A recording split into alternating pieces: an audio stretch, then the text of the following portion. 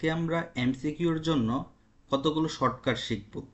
তো প্রথম যে শর্টকাট সেটা হলো এই উচ্চতা থেকে একটি বস্তু স্থির অবস্থা থেকে ফেলে দেওয়া হলে ভূমি থেকে এক্স উচ্চতায় গতিশক্তির মান বিভব শক্তির এন গুণ, তখন X equal to H by N.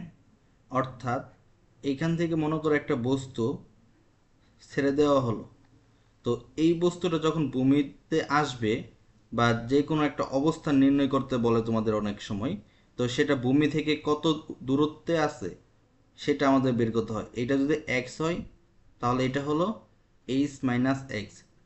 তো এইভাবে তোমরা বের করে থাকো নর্মালি। তো এইখানে একটা শর্টকাট আছে, সেটা হলো যে ভূমি থেকে কত উচ্চতায় সেটা হলো X equal to H by N plus one. তো একটা আমরা উদাহরণ সাহায্যে আমরা এটা দেখি। তো এখানে দেওয়া আছে 30 মিটার উচ্চতা থেকে একটি বস্তু স্থির অবস্থান থেকে ছেড়ে দিলে কোথায় গতি শক্তির মান বিভব শক্তির 2 গুণ।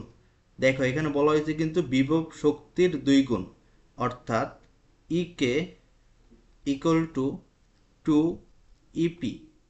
এটাই বোঝায় যে গতিশক্তি বিভব শক্তির 2 গুণ।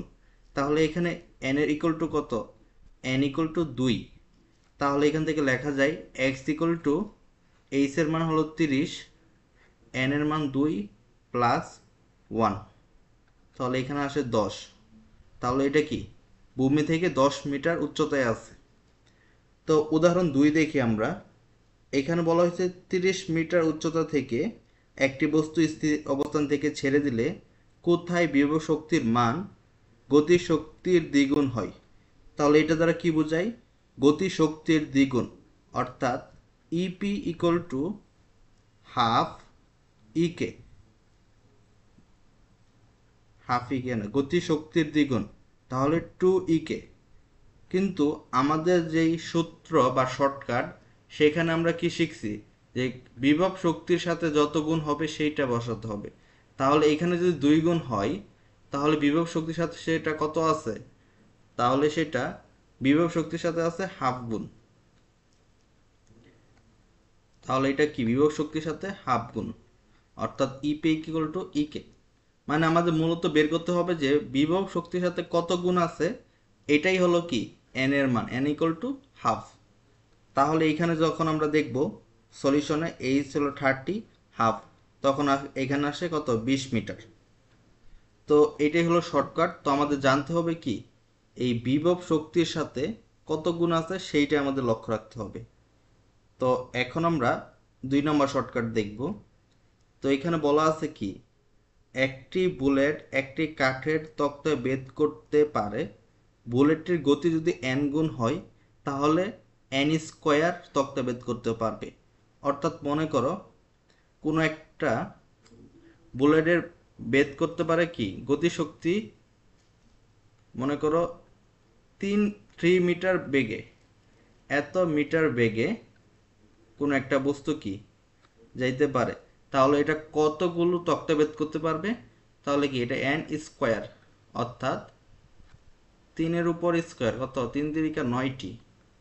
তো এটা একটু ব্যাখ্যা দেওয়া আছে এখানে যে বুলেটের গতিশক্তি কি হাফ এমবি স্কোয়ার, অর্থাৎ যত বেগে যাবে সেটার উপর কি, মনে করো 5 বেগে যাচ্ছে, তাহলে কি এটা কতগুলো তক্তা ভেদ করবে?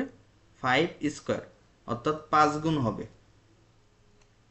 তো এখানে একটা উদাহরণ দেওয়া আছে যে একটি বুলেট তক্তা ভেদ করতে পারে, একটি বুলেট তক্তা ভেদ করতে পারে, বুলেটের গতি 4 গুণ বৃদ্ধি করলে ইহা কয়টি একই মানে তক্তা ভেদ করতে পারবে। এখানে 4 গুণ বৃদ্ধি করা হয়েছে, তাহলে কি এন স্কোয়ার, তাহলে কত হবে? 4 স্কোয়ার। 4 4 কত? 16টি।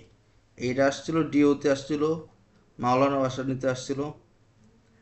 এরপর এখানে আরেকটা দেওয়া আছে যে একটি বুলেট একটি তক্তা ভেদ করতে পারে, তাহলে ওই মাপের 16টি তক্তা ভেদ করতে বেগের কত গুণ করতে হবে? তাহলে কি N square equal to 16, N equal to কত?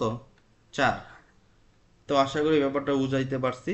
তো আজকে আমাদের এই দুইটাই শর্টকাট ছিল। তো তোমাদের যদি ভালো লাগে থাকে তাহলে তোমরা পরের কোন ভিডিও চাও সেটা বলিও।